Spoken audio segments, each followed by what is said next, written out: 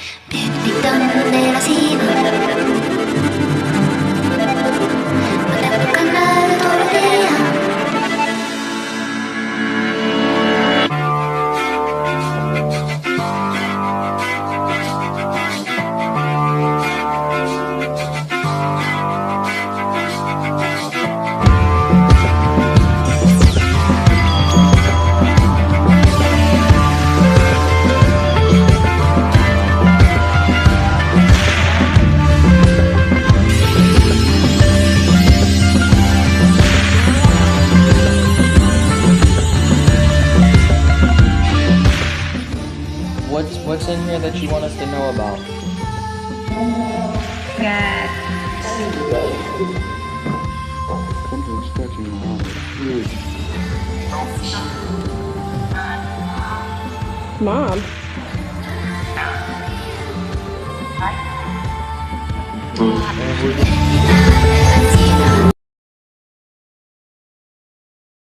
Hi you guys, this is Dolls Dolly. We're here for a paranormal investigation at a really nice hotel in the middle of nowhere. Well, at least that's what I say. But it is a historical town. It has all kinds of buildings that are owned by historical society. This place, President McKinley stayed in. And we got a special permission to be here, and we're going to do an investigation. And the eyeballs you see behind me is my son, Dakota. His YouTube name is Jack Frost. And then this person here. Hello. Greg's Inferno Exploring. So we're going to explore this hotel. We're going to see if there is any paranormal activities here. We're going to get some insight from the hotel staff. I'm going to show you some buildings down the strip here. Anyway, before I forget, you guys, make sure you hit that thumbs up. If you're not subscribed to my channel, please subscribe. Hit that bell so you get notified every time I go live. And knock that guy out. To give a little back history, this town was actually established as a small little German town. This is the place right here that we're going to be investigating. We're going to be meeting somebody here shortly. This is a small little quaint town. All these buildings all along here have some history behind it. All of them belong to historical society.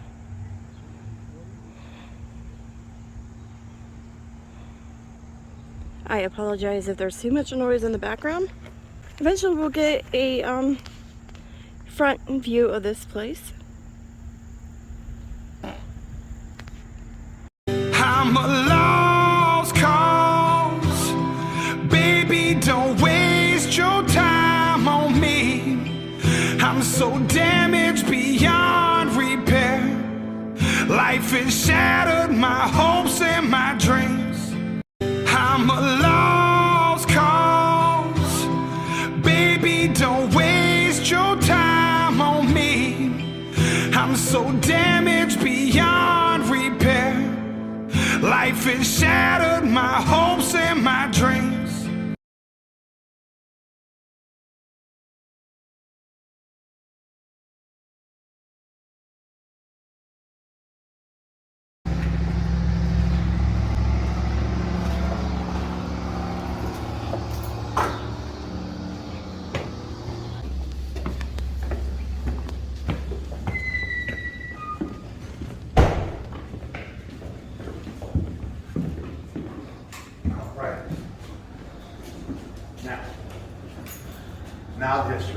as you can see,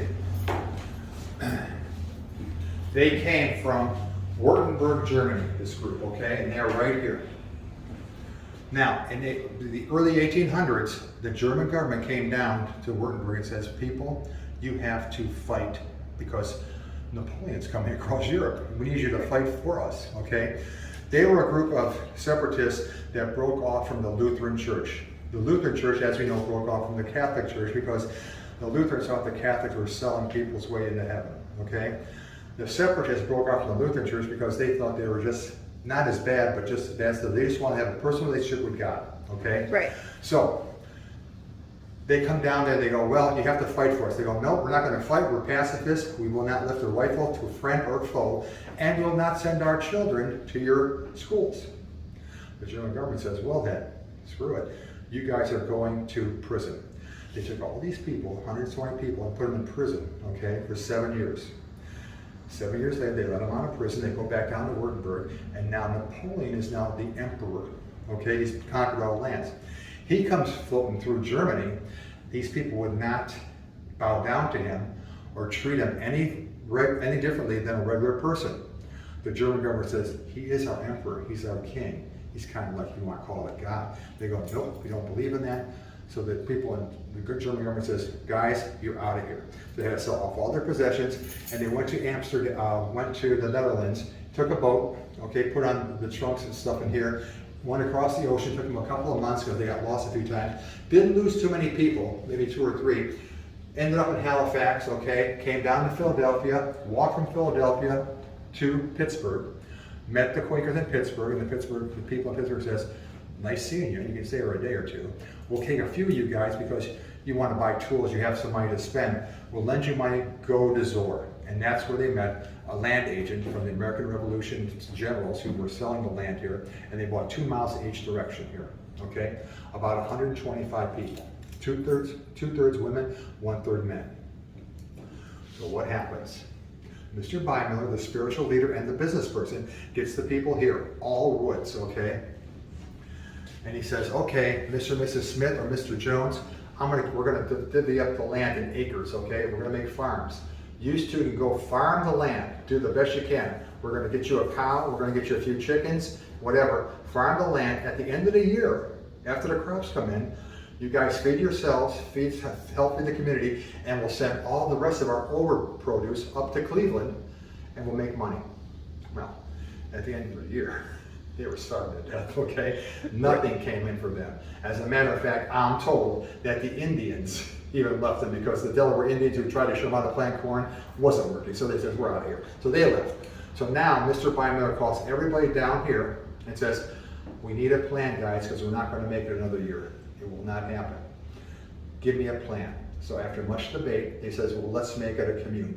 All for one and one for all.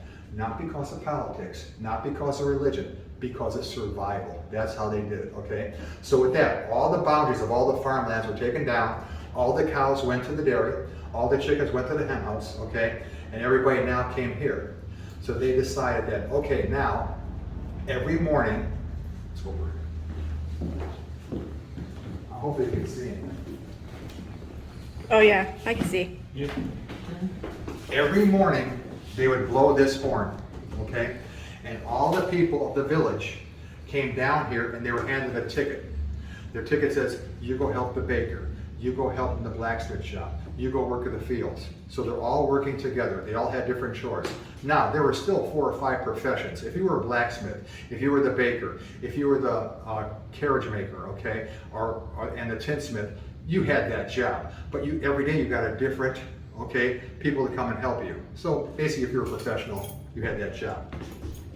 The funny thing about this horn is that it worked every day until Christmas, 3 years later, and it broke on Christmas Day. And nobody showed up for work. Oh my gosh. The next day, they started ringing the bell back in the room that we'll see, and everybody came. But every Christmas, no one showed up for work. It's my interpretation of, we have to have a holiday. Because Right. they Mr. Beimler told them, on Sunday, yeah, come and hear my dissertation, but we have to get back to work because even though God rested on the 7th day, we have a lot of work to do. So that's what he did, okay? This is his cat. Here's their principles, guys. And this is where we get into, they believe in God the Father, the Holy Trinity, etc. They don't believe in putting the children into schools. They took a oath of monogamy, where basically if you were husband and wife, you could not sleep with your wife for 2 years because you were in the men's dorm or the ladies' dorm. And at the end of 2 years, you took a vow not to have children for 7 more years. Oh, wow. After 7 years, you can have a child. You got to raise that child till he was 3 years old, and then you put him in the boys' dormitory and the girls' dormitory. To me, and many people that come to this town, that is just a mind-blowing concept because this is supposed to be a family affair here, but yet it worked for them for 20-some years, okay? Because in that school or in that dormitory, they went to school, they learned German, they learned English, and they learned reading, writing, arithmetic, and every chore in this village, okay? So when they graduate out of their dormitories at 13, they basically, came down and they knew everything to do in the village.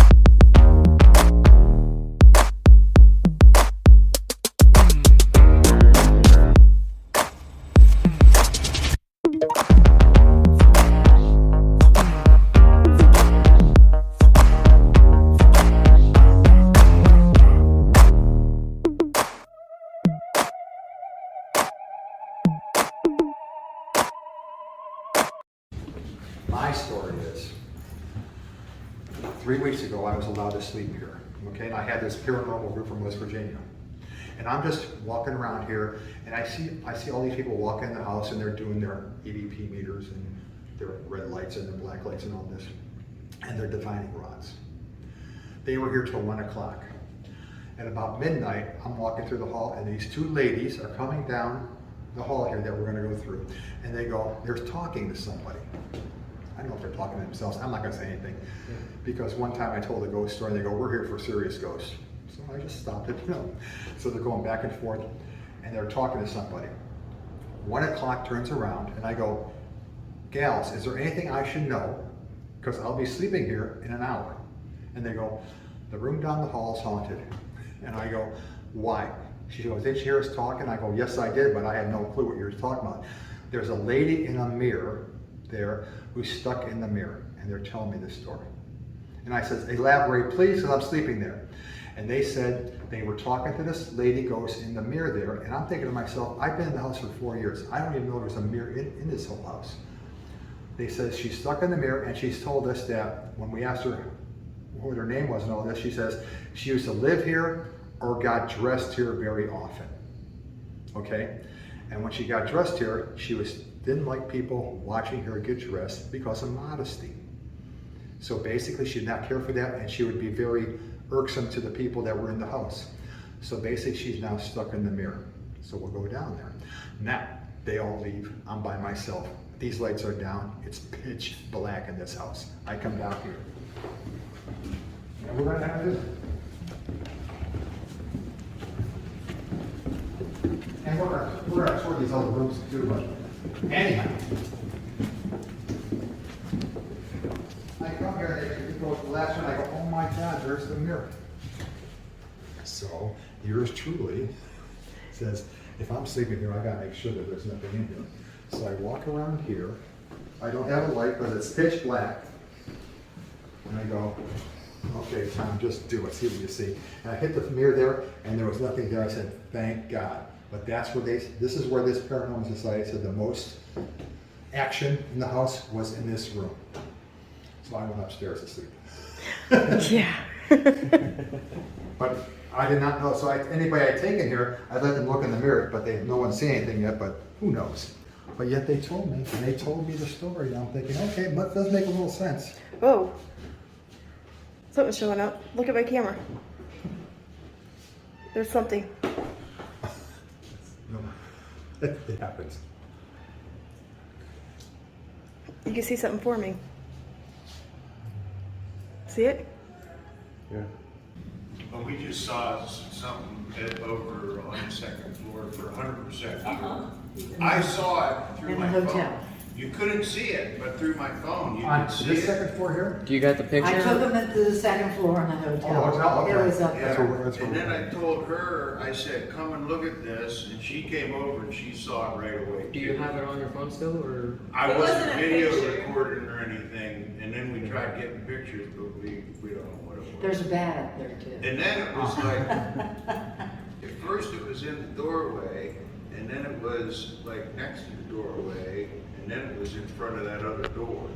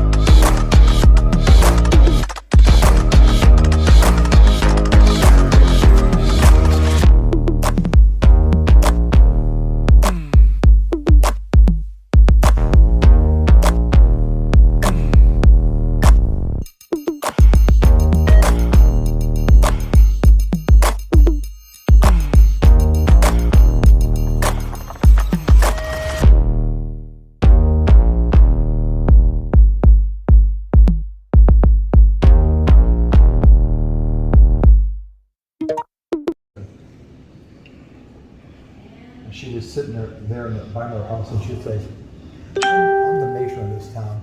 I want to make sure it works.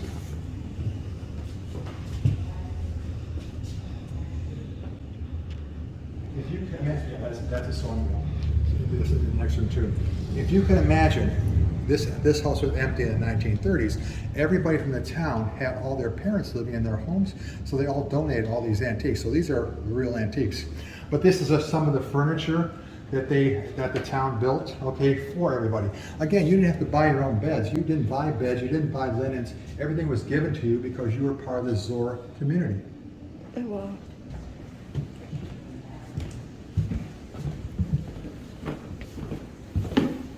Just another, here's their sewing room, a sewing area and all that, so.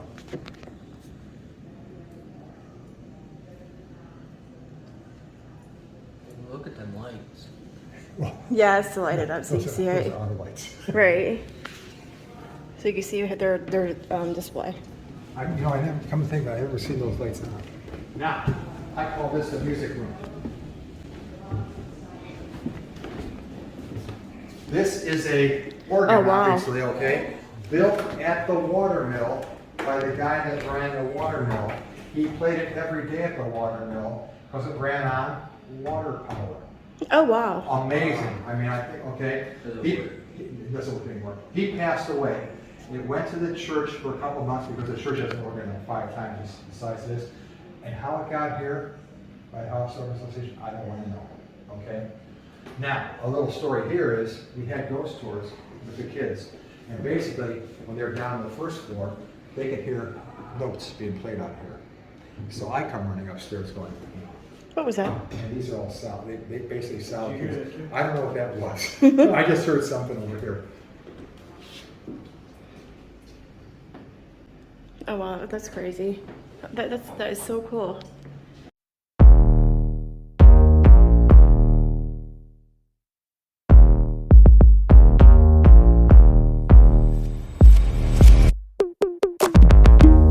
In the mirror. I put my bed down here, and as you can tell, it's totally pitched because I didn't have any lights. And as I moved, I thought I heard footsteps, but I'm thinking to myself, it's got to be me moving. So I laid down here, and that's when my eyes, my ears just played tricks out the yin-yang for this because I heard everything else. When that sunrise came up at 6 o'clock, I was out the door. that was my fun.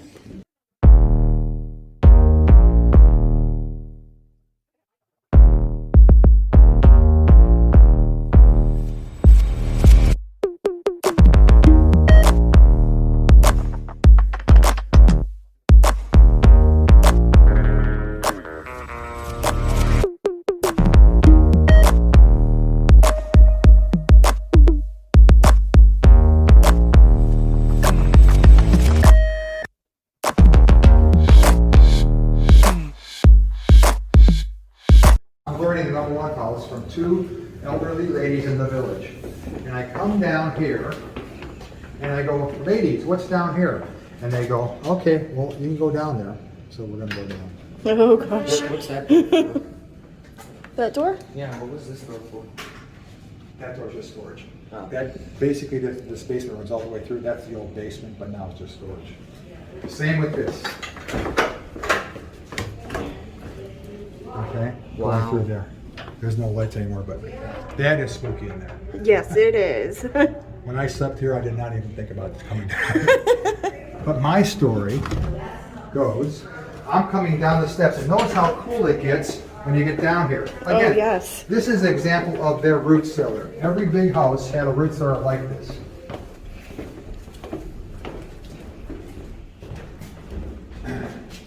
Once a week, a wagon used to pull up, they used to open these things, and all their turnips, potatoes, their vegetables used to fall in here. The ladies of the house, because there were about 20 to 24 people that lived in this house, they would come down here and sort all their vegetables into these shelving units, okay? Now, I'm standing, Something touched me. I don't know what it was. I'm standing here. The 2 elderly ladies who were showing me the house, because I had to learn the house in order to guide the house, they're standing up there at the top of the steps, and I'm standing right here. And I go, are you gonna come down and show me anything? And they go, as far as we go, Tom. And I says, why is that? Because they said 2 years previous, they were locking up the house, because we have to lock up the house at 6 o'clock. And Bev knows my story. They were locking up the house, and they saw a gentleman standing right here, dressed in Zoar clothes, and I don't have my Zoar, but a white shirt, pants, etc. And they said, sir, you have to leave now because we're locking up the house. And they swear on a stack of Bibles that as soon as that apparition or this person, me, heard them say that, he vaporized and went out this window. And they swear by it. They swear by these 2 ladies. Now, last year, I'm in my house all by myself. I'm gonna open this house and close the door and all that. I come down here, I stand right here and I go, give it a shot. So I just say out in a loud voice, I go, if there's anybody here that I need to know about, say something or forever hold your peace. And God, on my father's grave, I heard this kaboom on the first floor, and I was out that door and gone. It scared me. Now, last year when we did ghost tours, Tammy, okay, and Chris, they put up a little fog machine, and they did not tell me about it. So I was taking people down here to tell me about this story, and I must have tripped a wire, and this big poof of smoke goes there. I go, son, this scared me. But here, We heard voices coming from the 3rd floor, and he was filming, and it scared him. And I was trying to, you could hear the voices, and I was trying to make out what they were saying, but I decided it was in German, so I couldn't understand. But he was afraid right now. Started to go down the steps, stopped, and I looked at him and I said, you know you're heading right toward him? He stops right now. He stops right.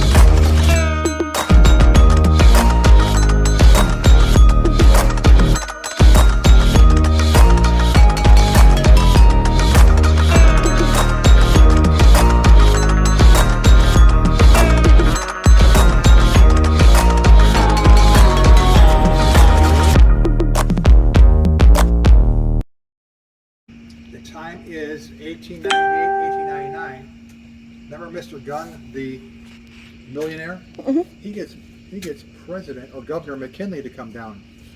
Now, could you imagine if the President McKinley or the President of the United States is coming to Zoar? It's a big thing, you know. The whole community. He would get off at the top of the hill there, off the train, and walk into town. This is the President. He didn't stay here once. He stayed here 4 or 5 times. He loved this town too, the President. what he did is his, and we'll be honest, his suite of rooms is right there. That's his suite of rooms. Now, when you get in here, guys, you're going to be upset in the fact that this hotel is totally gutted, okay? Basically, it was bought, it was in 1970, they closed the restaurant area, or 1980, 90, they closed the restaurant. They closed it. It was then a person, a private developer, bought it. And he says, I'm going to make it boutique shops, and a couple office buildings and all that. It'll be cool. He kept putting money into it.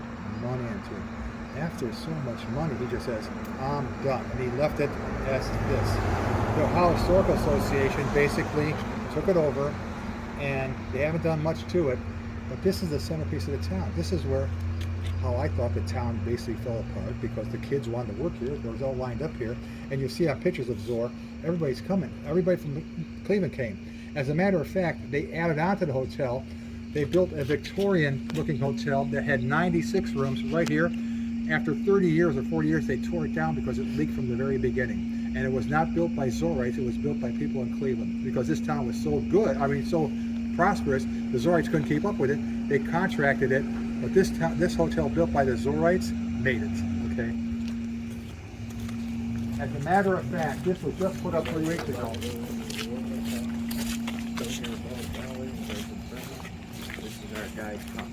In 2021, we just had a dedication to the Zoar Hotel.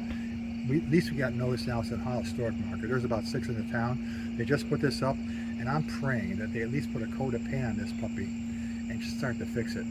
Bev and I love the hotel so much, okay, because we're doing the last tours and the last ghost tours in here, that we would just like to see them fix up one room as how it looked back in the day, and we could take people up and around. But I'll show you why we stopped the hotel tours as we walk.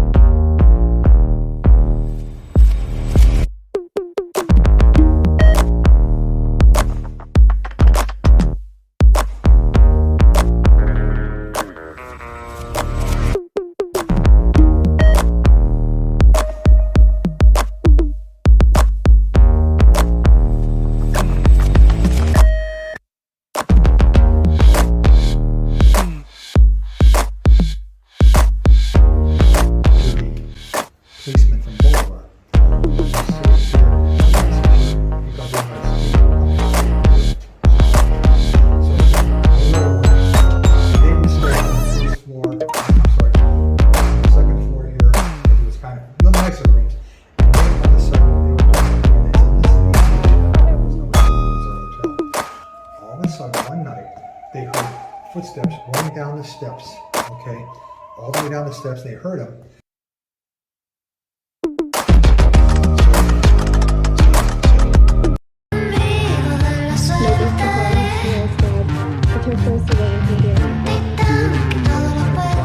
A paranormal investigation at a real buildings that are owned by historical.